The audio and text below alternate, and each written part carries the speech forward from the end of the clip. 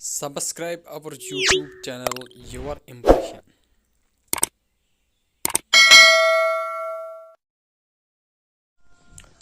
Assalamu alaikum students. It's paran tennis. The tennis is already the class ditimid. The I choose paran present continuous. Present continuous, past continuous, the future continuous. Otos time poda simple present, simple past, the simple future. Agar su te wuchne shu su chu available YouTube पर तु वुचो सु तो अम पे present continuous अस लगन subject plus is am are plus verb सह लगन इंग फार्म हमेश दोप मे याद थोन कंटिन्यूअस तथ सह लगन वर्ब कत फार्म मज इंग फार्म मज यम सात कंटिन्यूअस वो प्रेजेंट कंटिन्यूअस प्रेजेंट क्या गो वनकस चलान कंटिन्यूअस गो यह पकान चलान तमें मतलब अख लगे सब्जेक्ट तो हेल्पिंग वर्ब सह लगे या इज एम या आर तो वर्ब लगे इंग फार्म मज हमेश इज कतन लगे एम कतन लगे आर कतन लगे यह ऑलरेडी पोर्मुत एग्जाम्पल दिमो बे for example I am writing बहुत वनकस लेखन यह प्रेजेंट कंटिन्यूअस I गो सब्जेक्ट M गो हेल्पिंग वर्ब तो राइटिंग गो verb in the ing form गो I गो सब्जेक्ट ये लोग M यह गो हेल्पिंग वर्ब तो वर्ब लोगस कत फार्म इंग फार्म राइट लोग राइटिंग I am writing इथे गो He is writing. He subject is helping verb writing verb in the ing form. Subject इतन is helping verb plus verb in the ing form. He is writing. Present continuous. यह हावन वनकस yes काम गसन yes काम गसन आसन वनकस प्रेजेंटस मज गसन he is writing सह लेखन वनकस लेखन आई am writing बहुत वनकस लेखन यह काम गई स्टार्ट तो यह गम पास्टस मज गया प्रेजेंटस मज गया मगर पकन प्रेजेंटस मज वनकस पकन यह काम पकन ब्या example they are writing I सह हमेशा लगन एम ही सह लगन इज ही आर न क्या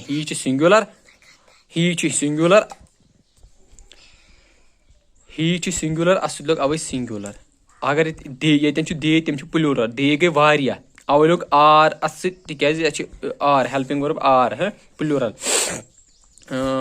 वर्ब गो दे लोग अवे आर तो यह गई verb in the ing form they are writing I am writing बहुत वनकस लेखन प्रेजेंट कंटिन्यूअस यह पकान काम ही इज राइटिंग सह लेखन सह वनकस काम गसन दे आर राइटिंग तिम लेखन काम गसन तो यह तोर तुम फिक्र आई सह लगन एम ही सह लगे इज दे सह लगे आर यह वार यूजेज गो यह कतन लगे यह थो तुम यह थवन लिखित यूजेज कत लगे to express an action to express an action that is going on at the time of speaking yem साथ इंसान कत कर तम काम हिंस तम साथ गसन good to express an action स काम यस गसन तम साथ यस गसन सह काम गसन सह मकलम सह मकलम तमो कर या सह गन कह सह वनकस पकान सह काम गसन या बहुत वो लेखन बहुत वनकस पढ़नावन गो यह पढ़नावन रीडिंग या टीचिंग यह क्या आई एम टीचिंग यह present continuous I am teaching बहुत पढ़नावन गो पढ़ान वनकस फ्यूचरस तान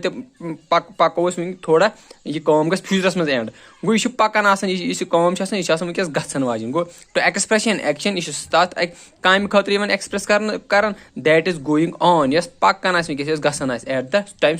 वनकस कत कर अमिच या या छ ये बे छ लगन to express near future plan अगर तुम फ्यूचरस मज तह कह plan for example he is going to subject helping verb is the verb in the ing form subject is the verb in the ing form going to deliver a lecture he is going to tim su future mas gasan wajin su future mas go kya tim future plan he is going to yeten chasan go taten kun sat chi future plan khatru ti kya us present continuous su lagan am pat go past continuous past go present continuous skill wuchas subject plus is mr is mr su gasan was the virus man su gas was the virus man plus kya यह पास्टस मे कम गमज तम लगन was तो wire was तो verb गई क्या continuous verb in the ing form verb हमेशा for example he was reading आज वनस आई एम रीडिंग या आई एम राइटिंग वनकस ही वाज रीडिंग ये पे सो कम मकलू पे करो तुम सो मकल पे करो कत तुम वनो तम साथ आई वाज रीडिंग या ही वाज रीडिंग गो यह कम यह पास्टस मज कंटिन्यूस पास्टस मज कंटिन्यूस कर मतलब ही वाज सो पढ़ान तम साथ कुन साथ तुम कुन गसान सह तम साथ पढ़ान गो ही वाज रीडिंग सो तम साथ पढ़ान पास्टस मज वाज सब्जेक्ट गो ही वाज गो हेल्पिंग वर्ब तो रीडिंग रीडिंग के वर्ब इन द फर्स्ट गो सब्जेक्ट वाज वायर वायर कतनी दे तिक प्लूरल यह singular singular so singular they were reading they were reading तिम पढ़ान तम साथ गो यह कंटिन्यूस मगर पास्टस मज यह पास्टस मज क्या मतलब वनकस अगर प्रेजेंट पास्टस मज यह गो प्रेजेंट यह गो पास्ट ये गो यथ मज पत्म प्रेजेंट यपर पास्टस मज कम गसान तम साथ पकान कम ही वाज रीडिंग सो पढ़ान तम साथ बह गोस फ्रेंडस नश सो तम साथ पढ़ान ही वाज रीडिंग सो तम साथ पढ़ान गो सच वन फ्यूचर ये पास्ट कंटिन्यूस फॉर एग्जांपल यह प्रेजेंट ये फ्यूचर पास्टस मज कम तो सह यह पास्टस मज पास्ट कंटिन्यू यह प्रेजेंटस तम यह प्रेजेंटस तम कंटिन्यू सो पढ़ान सो पढ़ान पास्टस मज कम कर ये कम कर शुरू रीडिंग पढ़न सो पढ़ान पढ़ान पढ़ान पढ़ान गो प्रेजेंटस तान तक सो पढ़ान इट शोज यह क्या हावान that an action was going on at some point in past time यह हावन सा कम सा एक्शन कह गसन तम साथ मगर कतन पास्ट टाइमस में कुन साथ सा कम गसान अवे वन he was reading they were reading ठीक गो पास्ट कंटिन्यूस में पास्टस मज कम गसान अवे वन पास्ट कंटिन्यूस अम पे गो ब्या फ्यूचर कंटिन्यूस फ्यूचर पी इन वोल कंटिन्यूस गो पकान तथ क्या पी सब्जेक्ट प्लस या लग विल या लग शल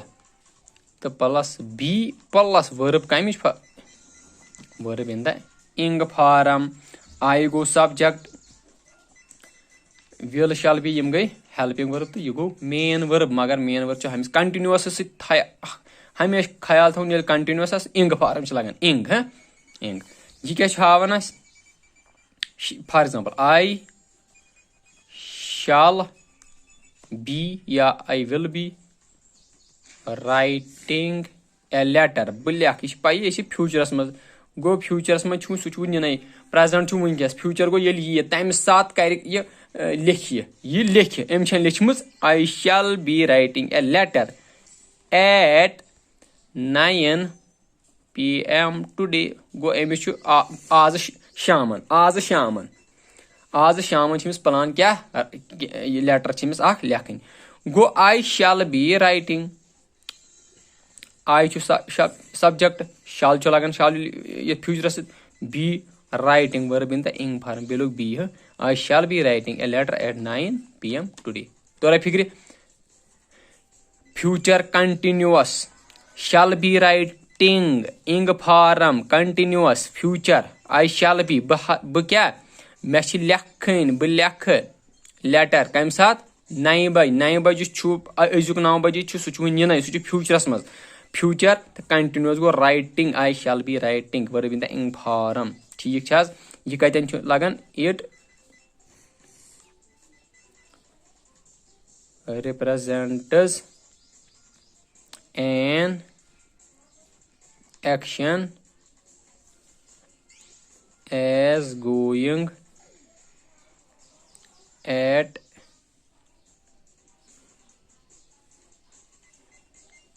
some point in future ये छावन सा काम या सा एक्शन यस फ्यूचरस मज गछ ठीक छ गो यस फ्यूचरस मज गछ तफन future continuous subject plus will shall plus be plus और बिना ing form example this I shall be writing a letter at 9 p.m. today 9 p.m. छु फ्यूचरस मज त असल shall be writing ये राइटिंग कंटिन्यूअस यू गो फ्यूचर कंटिन्यूअस वन दिमो एग्जांपल त्रनवनी हस अगर वन प्रेजेंट चास दिन प्रेजेंट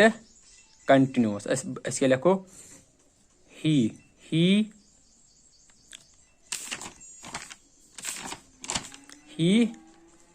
is writing he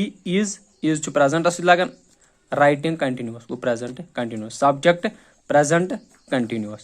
वो गो present वन अगर past continuous तेल के he तेल के was अगर इतन प्लूरल उस तेल के लिए लिखा wire लिखा ना मगर इतन क्या ही गो was writing ही क्या गो सो ओस लेखन युचुन क्या लेखन present अस में he was writing सोस लेखन सोस तम साथ लेखन he was writing अगर future अस में he shall be या he will be shall be one आज shall be writing clear you go he is writing winkes present continuous हावन अस he is present helping verb अगर त याद आसन थमिन मे गोडनथि is इश क्या present helping verb subject छु प्रेथ कस हिउ subject यात मस थि याद वसर writing यम छु continuous गो writing अच्छे पाई छु continuous subject योर continuous येतन यमुनिश तरनस फिक्र ये क्या छु is कमिक छु अगर त याद आस थमुत मे दोप is am are यम छ लगन प्रेजेंट अस गो प्रेजेंट कंटिन्यूअस राइट इंग छु गो present continuous was the wire आस तेल राइटिंग या पर सो क्या was कस लगन पास्ट गो पास्ट कंटिन्यूअस shall कस लगन फ्यूचर shall be writing सो गो फ्यूचर कंटिन्यूअस ठीक छ अगर कां ते कन्फ्यूजन छु तु लिखियो कमेंट करियो कन्फ्यूजन छु ब कर सो क्लियर थैंक यू आज गो युतुई।